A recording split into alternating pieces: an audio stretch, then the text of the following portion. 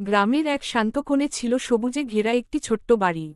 সেই বাড়িতেই থাকত দুই বোন, বড় বোন রিমি আর ছোট বোন ঝিলিক। বাবা মা অল্প বয়সেই চলে যাওয়ায় দুই বোনই একে অপরের ভরসা হয়ে উঠেছিল। রিমি ছিল শান্ত স্বভাবের, দায়িত্ববান আর পরিশ্রমী। ঝিলিক ছিল চঞ্চল, হাসিখুশি আর একটু জেদি। তবুও তাদের ভালোবাসার বন্ধন ছিল অটুট। রিমি ছোটবেলা থেকেই সংসারের দায়িত্ব নিজের কাঁধে তুলে নিয়েছিল। সে গ্রামের স্কুলে পড়া তার সন্ধ্যায় সেলাইয়ের কাজ করত। ঝিলিক স্কুল থেকে ফিরে বোনের পাশে বসে গল্প শুনত, কখনো সাহায্য করত, আবার কখনো দুষ্টুমি করত। রিমি কখনো ঝিলিককে বকাঝকা করলেও মন থেকে ভালোবাসাটা কমেনি। ঝিলিক পড়াশোনায় খুব ভালো ছিল। তার স্বপ্ন ছিল বড় হয়ে ডাক্তার হবে, গ্রামের গরিব মানুষদের বিনা পয়সায় চিকিৎসা করবে।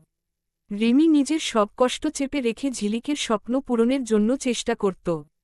অনেক সময় নিজের নতুন জামা না কিনে ঝিলিকের বই আর খাতা কিনে দিত। একদিন ঝিলিক পরীক্ষায় ভালো ফল করে বৃত্তি পেল। খবরটা পেয়ে রিমির চোখে আনন্দের জল চলে এলো।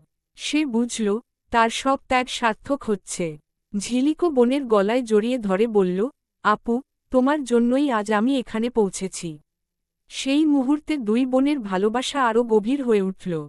কিন্তু সুখ বেশি দিন টিকল না। হঠাৎ রিমি অসুস্থ হয়ে পড়ল। ডাক্তার বলল, বিশ্রাম আর ভালো চিকিৎসা দরকার।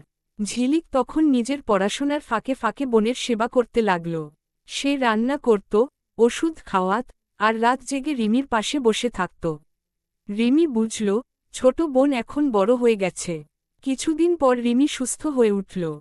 ঝিলিকও আবার পড়াশোনায় মন দিল। সময়ের সঙ্গে সঙ্গে ঝিলিক ডাক্তার হল। প্রথম দিন গ্রামে এসে সে বিনা পয়সায় রোগী দেখা শুরু করল। গ্রামের মানুষ খুশিতে ভরে উঠল। রিমি দূর থেকে সেই দৃশ্য দেখে মনে মনে বলল, বোনের স্বপ্ন আজ সত্যি হয়েছে। দুই বোনের জীবন অনেক কষ্ট আর সংগ্রামের মধ্য দিয়ে গেলেও তাদের ভালোবাসা কখনো কমেনি। তারা বুঝেছিল, রক্তের সম্পর্কের চেয়েও বড় হল ত্যাগ, বিশ্বাস আর ভালোবাসা।